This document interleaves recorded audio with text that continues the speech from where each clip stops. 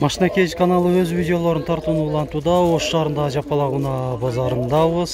Бүгүн 3 октябрь 2021 жыл. Апта күнгө жекшемби.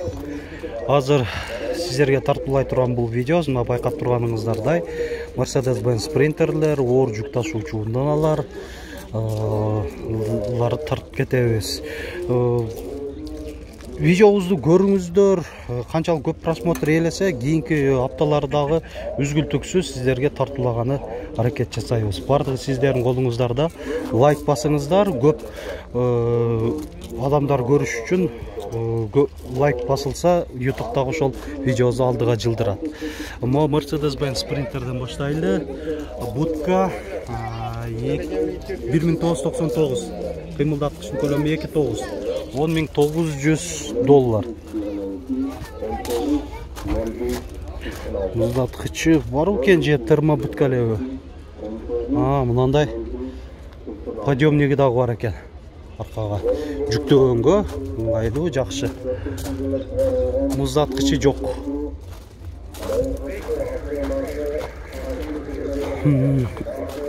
Так. Уланта берели.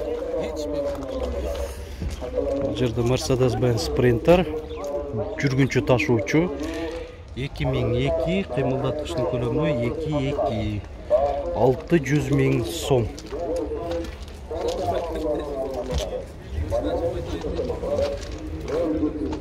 Салон көрсөтүп алалы, кандайсың? Люк бар, 2 люк экен.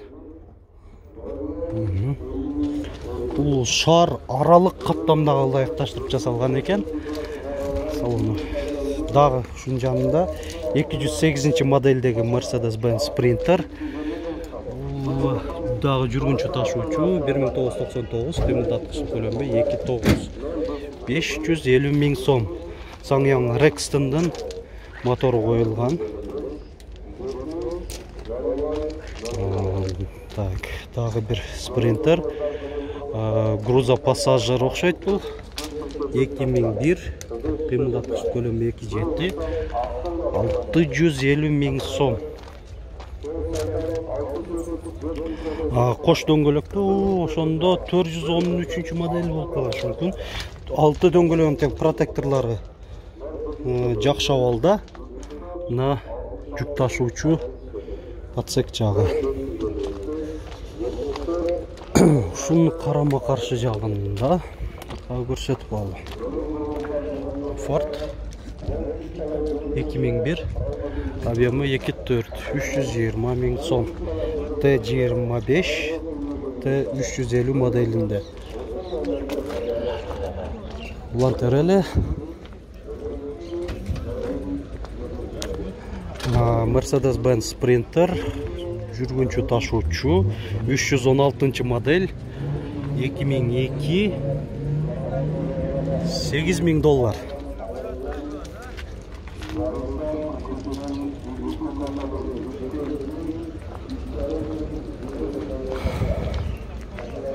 Mercedes-Benz Sprinter Delfin. Бул өзү жүк ташуучу кылып коюптур салонду. Жүргүнчү ташуучулукта алса болот экен. 2011, объемы 2.7, $10.500. $10.500.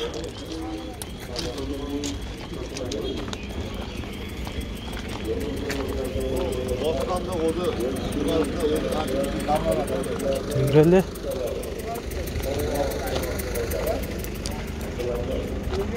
Бас такталган унаалар көрсөткөнгө аракет жасайлы сиздерге.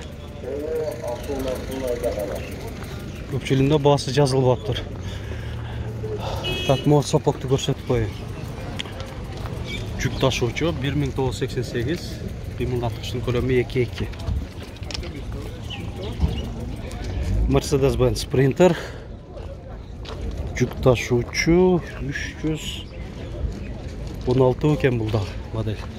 2001, объемы 2.9, 530.000 сом.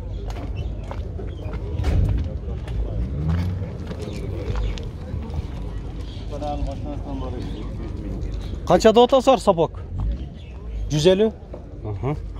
1988. Объемы 2,4. Aha, жүргінші ташуучу. 150 миң сом. Сілер қанша олып атат? 200. Aha. Бұл да жүргінші ташуучу. 208 модельде. 1990.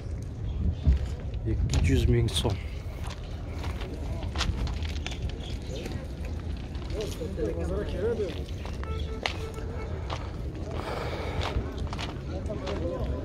Қайсы? Aha, болды, тартамыз. Қанша олып атат?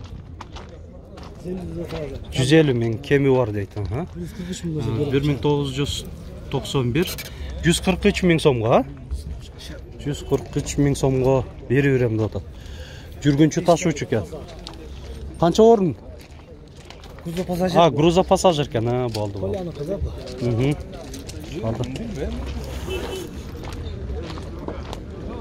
Азыр ор жүк ташуучуналармен кошо гиганттарды да көрсөтөйүн. Мына гиганттан баштайбыз. 609 модельде бортовой. Так, мына есин байланыш номерлери.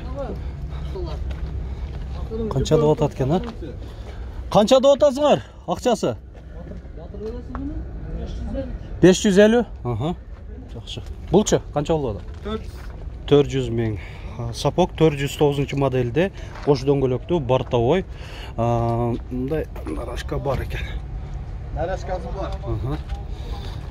400 миң сом, 1988, кыймылдаткычтын көлөмү 2,9.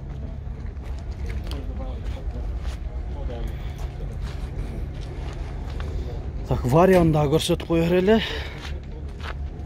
Бул дагы бортовой, 814 модельде. 1997, кыймылдаткычтын көлөмү 2,4. Варио канча деп атасыңар? Басы? 11 миң доллар. 11 миң доллар.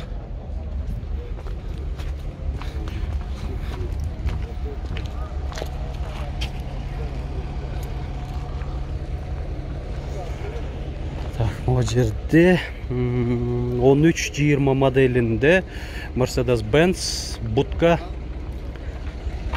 1993, кыймылдаткычтын көлөмү 6,3, 13 миң доллар.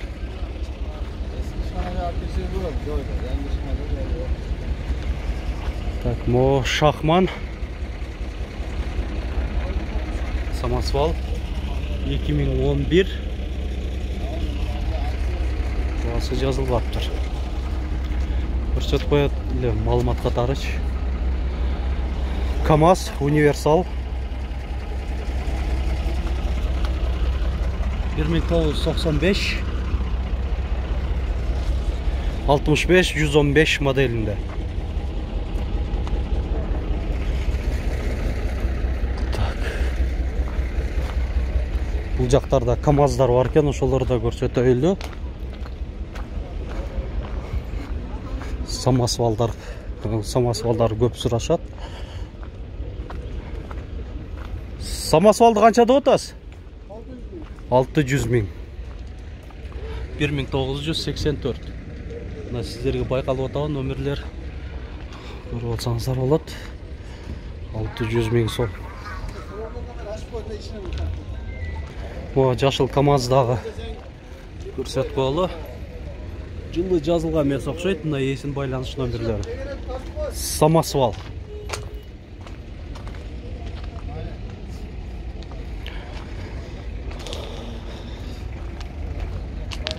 Да, бир самосвал КамАЗ.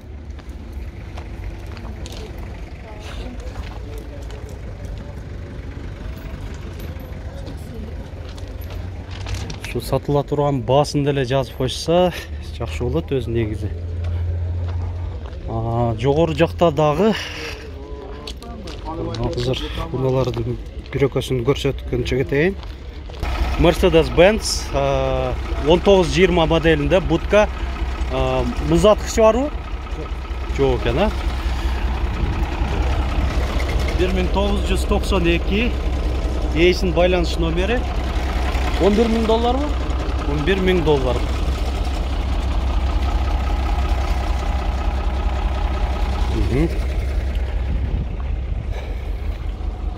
Мына абалы жакшынакай көрүнгөн Атегону көрсөтүп коеюн. Mercedes-Benz. Так, тент экен.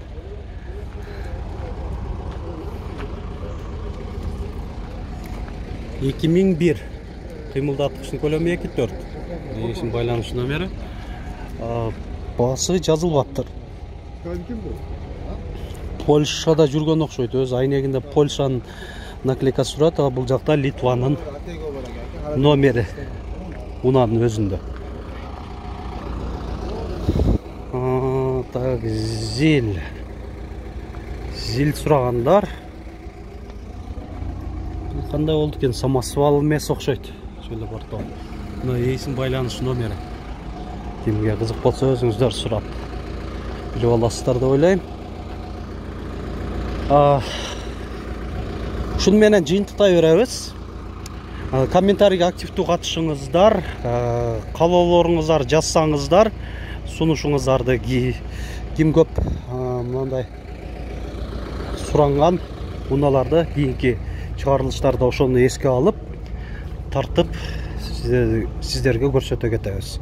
Лайк басып комментарий калтырганда унутпагыла.